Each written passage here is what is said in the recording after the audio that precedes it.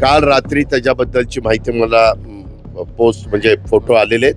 मी त्याच्या संदर्भामध्ये SP आणि कलेक्टरला सूचना दिलेल्या आहेत. शेवटी कसं आहे, आज कशा करता ती जी काही मधल्या काळात घटना घडली त्याची इन्क्वायरी चालू आहे, CID इन्क्वायरी चालू आहे.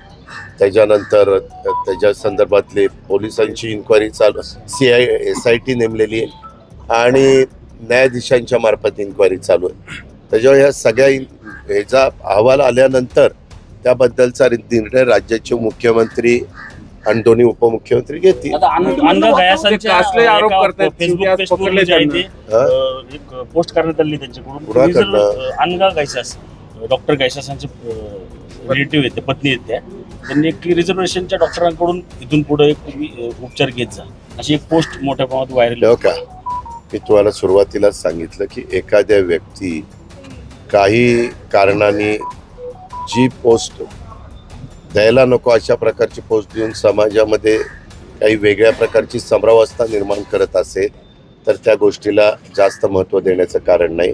कारण अलीकडच्या काळात सोशल मीडियाच्या मार्फत बऱ्याचदा तुमच्या फोन नंबर मला मिळाला तर माझ्या फोनवरून तुमच्या फोनवर पोस्ट त्या ठिकाणी आपण पोस्ट करू शकतो किंवा सोशल मीडियाला पाठवू शकतो.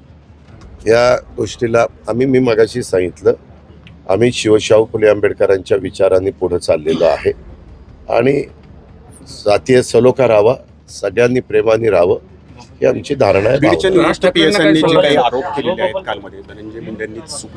कोणी आरोप केल्यानंतर त्याच्या खोलामध्ये जाऊन त्याची चौकशी केली जाईल. उद्याच्याला निलंबित करणारे किंवा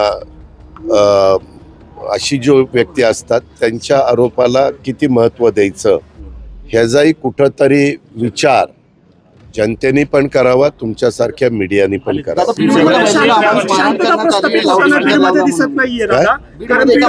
नाही मला आता एक मिनिट, काल रात्री त्याच्याबद्दलची माहिती मला पोस्ट म्हणजे फोटो आलेले आहेत. मी त्याच्या संदर्भामध्ये SP आणि कलेक्टरला सूचना दिलेल्या आहेत. हे नक्की कुठं झालंय, त्याला कोण जबाबदार आहे आणि जर ते तिथंच घडलेलं असेल आणि कोणी जबाबदार त्याच्यामध्ये असेल तर कायदा श्रेष्ठ आहे, कुणालाही पाठीशी घालण्याचं कारण नाही. त्यांच्यावर सक्त कारवाई करा अशा सूचना दिलेल्या आहेत.